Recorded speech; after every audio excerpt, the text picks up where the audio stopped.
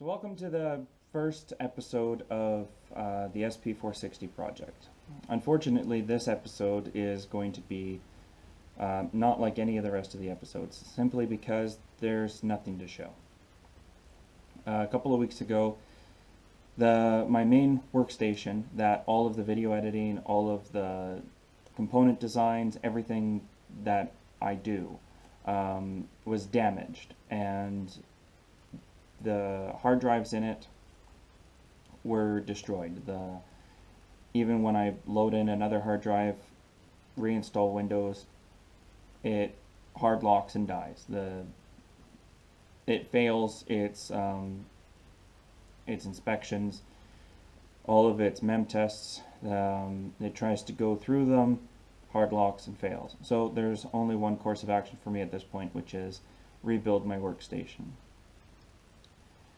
The really shitty part about this is everything that hasn't been backed up is gone. And unfortunately, I don't seem to back up that often, as I've discovered, which the last time Windows actually did a backup, I'm not sure why, because it was supposed to do it about once a week. It took me back 2 years ago. So basically 2 years to now is all gone. I've started the process of trying to recover all of that information, and it's not going too well. A lot of the files that I'm pulling are corrupted or damaged or to some extent just fucked up. That includes a lot of our inventions. So basically this video is me taking the time to explain to you guys that I have completely fucked up, and there's no way around it. Luckily, in some regards, the parts that I make through 3D printing, their files are stored on the printer's internal memory.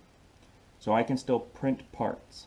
Unfortunately, the other devices that were connected to the surge protector that ultimately failed, one of those devices was the 3D printer, and it was in the middle of a print, and one of the extruders is significantly damaged. Basically, it backed up, parts blew out of it, and that's basically like half of it.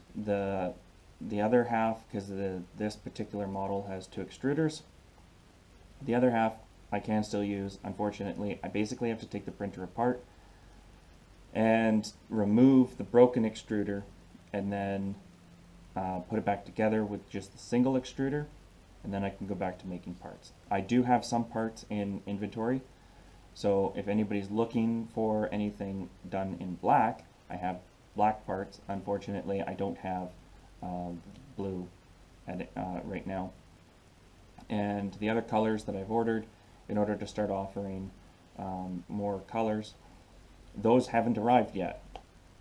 My supplier has completely screwed me on that. So yet again, apparently finding MakerBot stuff in Canada is incredibly difficult. So if anybody knows anybody that makes MakerBot or supplies MakerBot filament, leave a message below, because that would really help me out at this point.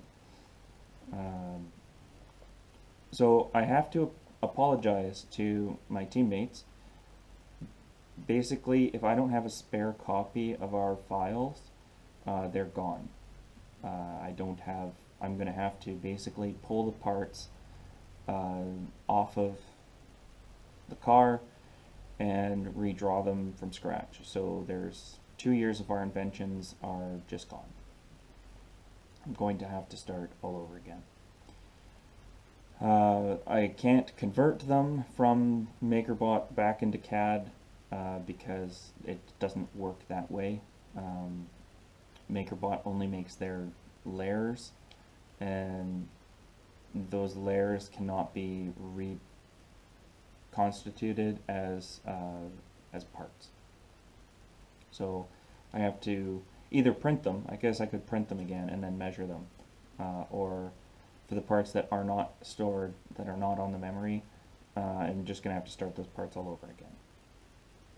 For the suppliers and partners for this build, I owe you guys an apology because you were promised so many videos for this to cover, for so much exposure, and unfortunately I don't think I'm going to be able to deliver on that because there's not going to be enough footage to make that many videos.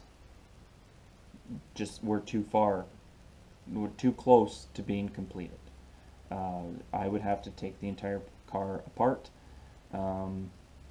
to basically reshoot all of that footage, and at this point I'm not prepared to do that. I don't have the man hours, and we're already slightly behind schedule, so that's a judgment call I'm having to make. If there's any questions, you guys know how to get a hold of me, and hopefully we can figure out a way to still make this work for you guys.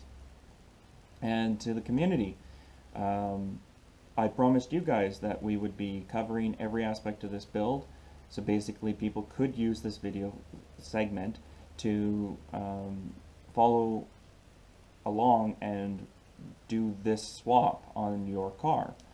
Unfortunately, that's not going to be possible for the same reasons as I said before.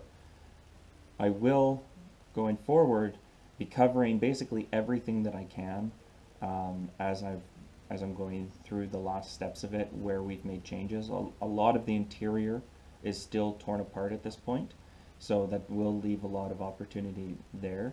The engine bay, I've gone over and I've sorted out what needs to be covered and what doesn't need to be covered, and how to cover it.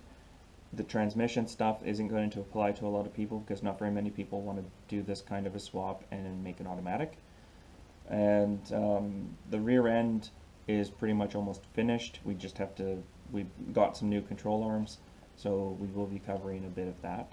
So that will be torn apart again because it kind of has to be. And there wasn't really all that much aesthetic being done to the vehicle, and it will take a very short amount of time to cover what we did there. So that is the first episode of the SP460 project, and it is starting on a really shitty note. So hopefully we can move forward from this, and I haven't lost too much faith from you guys on this. And some people might be, thinking, it's just footage, right? But it's really not just footage. We have obligations for these types of builds that we have to complete. We have money invested, not just from ourselves, which is, perfectly frank, almost all of the money invested in anything Snoopy Panda does is my own money. The partners are mostly intellectual partners. They're not so much financial partners. And the suppliers are really the ones who step up, and I can't go into what we do there financially because frankly it's none of your guys' business, but there is money that is spent by them, and there is money that is spent by us in order to make these videos. So losing this footage is a really big financial loss for everybody involved. Having to buy hardware that was not anticipated to be able to put all of this back into proper videos was not counted on, and it's a lot of time. It was a lot of investment, not just from myself, but from the local community that I'm a part of, SaskKDM. They came down and they helped with this project, and unfortunately most to all of their footage is gone. And these guys volunteered to help me out, but also to be a part of this. And at this point, their contributions aren't going to be seen in the way that they should be. So there is a lot more that goes into this than it's just footage or something like that, because doing these types of projects is actually what allows us to continue to develop and to continue to push the Genesis community as much as we can. So that's actually, I think, where I'm going to end it, because there's not much else to cover, I guess. So thank you guys, and the next video you guys will be seeing will actually have the car in it. So we will see you guys next time, and keep wrenching, keep tuning, doing whatever it is you do.